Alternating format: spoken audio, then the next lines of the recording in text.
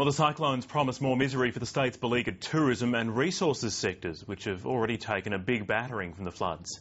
A $10 million Queensland tourism campaign is on hold, while export coal terminals are preparing for more disruptions.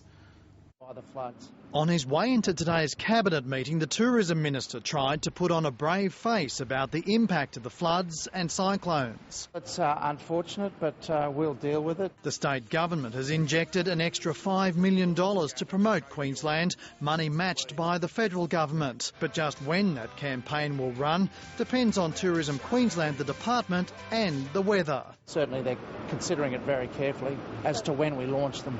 Cyclone Anthony seems to have had minimal impact on the state's coal exports. There is some possibility of getting coal ships into Abbott Point today, but we do remain very concerned about the next very serious cyclone that's on its way. Dozens of flood recovery workers are on their way home to South Australia and the ACT after helping out in Brisbane. They've done a mighty job. Many of them have been at it almost 24/7. Roslyn Hayes looked after the Corinda Recovery Centre. Well, you come because you can and because it's good work to do. You know that you're making a real difference to people's lives. There's a real difference at St Thomas's Riverview Community Kindergarten, which reopened today. The kindy was all flooded, the whole area.